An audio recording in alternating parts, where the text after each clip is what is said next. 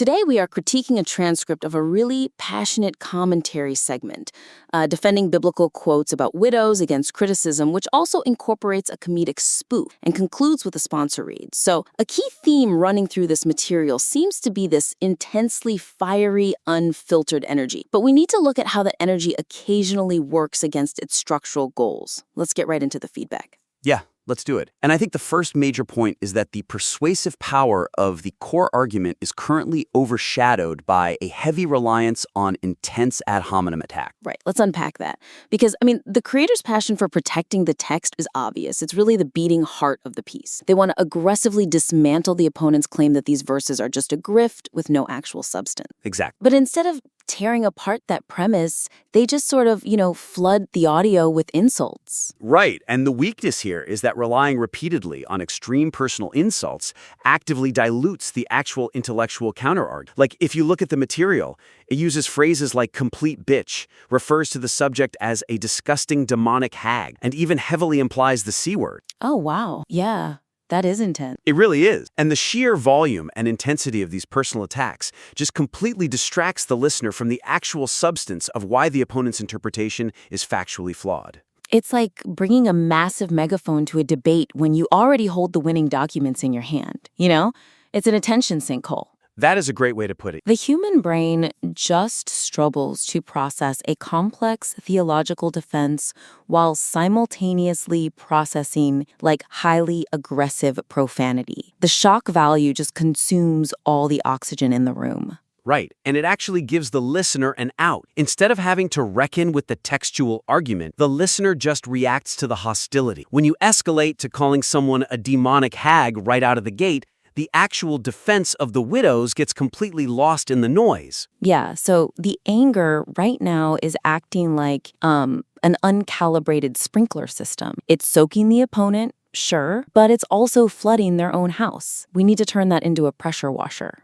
Right? Exactly. You want to pinpoint the stream directly at the text to blast the opponent's argument away. So the suggestion here is to channel that palpable outrage directly into exposing the opponent's specific contradictions. Ground the anger in the textual defense itself rather than personal vitriol. Give me an example of what that sounds like in practice.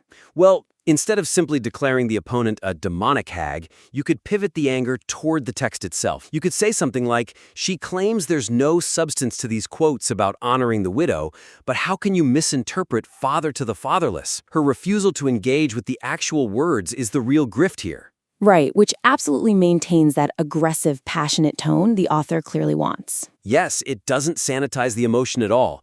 It just uses it to systematically dismantle their argument rather than just lobbing insults at their character. I can see what you're going for here. Let's see how we can strengthen this. If the goal is raw, unvarnished Barstool authenticity, doesn't polishing the insults risk losing the show's edge?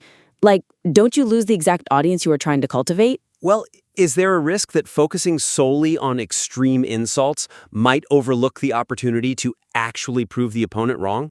Fair point. Leaning on shock jock insults actually signals to the audience that you don't have a real argument. It's a defensive posture. But when your anger is rooted entirely in the indisputable facts of the text, that's what creates a memorable, hard-hitting piece of commentary. That makes a lot of sense. The profanity is sort of a substitute for authority, whereas the targeted textual takedown actually establishes authority. You want them thinking, wow, they destroyed that argument, not just, wow, they were really mad. Exactly. Okay, I want to connect that emotional management to how they interact with their live audience. Let's look at the moment a listener named ATS47847 pushes back in the chat. Right, and the segment's handling of real-time audience pushback disrupts the narrative momentum and inadvertently signals defensive posturing. Yeah. The live chat dynamic is always a high wire act. The commenter suggests the hosts are obsessed and that it's going to cost them viewership. And the reaction is highly react. They say things like, we don't care, go away, and finally, GTFO. Yeah, it's just this frantic barrage. The fundamental weakness in this interaction is how it aggressively dismisses the comment while entirely halting the momentum of the main critique. We were just in the middle of a high-stakes defense of Scripture, and suddenly the whole show grinds to a halt to squabble with a username. It forces the hosts to defensively justify their topic selection and pulls the spotlight entirely away from the core thesis. It shrinks the scale of the show and, honestly, It shrinks the status of the hosts, too. It's like driving a car while people in the back seat throw things at you, right? As I understand it from the notes, the argument here is that ignoring the trolls is practically impossible, but is engaging with them ever actually beneficial to the pacing? Building on that point, what if we looked at it from the perspective of using the troll to make you look like the adult in the room? Oh, I like that. Absorbing their momentum. Yeah, exactly. The suggestion is to reframe audience dissent as a strategic springboard, to confidently restate and reinforce the show's core mission and value. So how would they do that in practice instead of just telling them to GTFO? Use the comment to double down. Say something like, ATS 47847 says we're obsessed and going to lose viewers.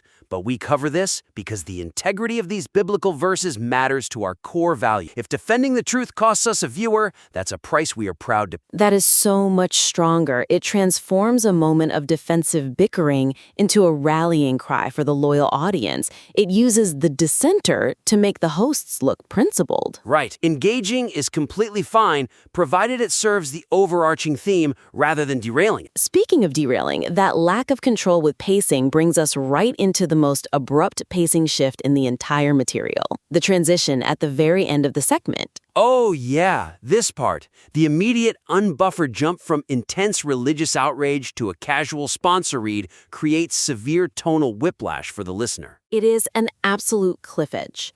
We literally go from playing Amicoc's comedic spoof laughing about demon voices and declaring someone a literal demon. Straight into the phrase, we're going to talk about boobs. Yes, and then pitching Honey Love wireless bras. There is absolutely no auditory or thematic breathing room at all. The weakness is exactly that sudden crash. Going between high-stakes moral outrage and a highly casual, intimate product pitch completely undermines the gravity of the entire preceding segment. It scrambles the brain. You simply cannot ask an audience to sit in righteous indignation and then cheerfully think about shapewear a second later. No, you really can't. And it has a disastrous effect on brand trust.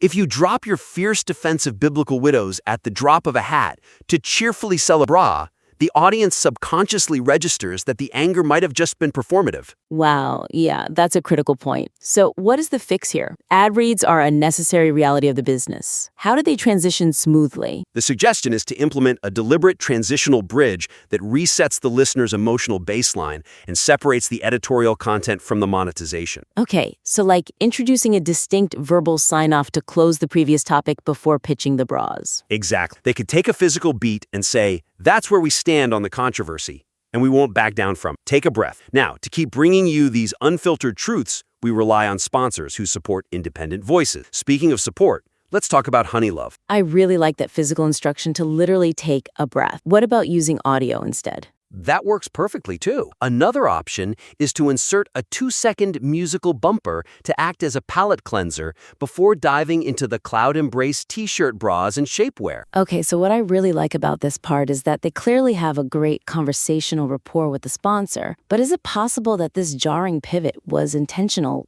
to grab attention, like a pattern interrupt? That makes sense.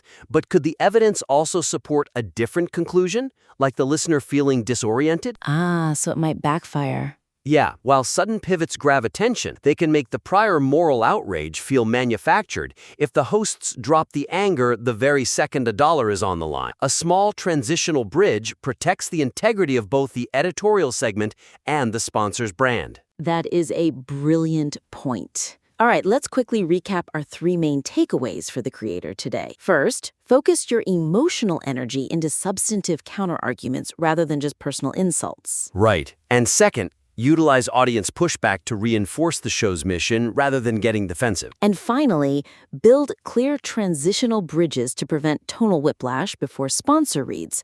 We want to thank the creator for submitting this highly engaging, fast-paced material. Apply these structural adjustments, test them out, and submit your work back in again for another critique.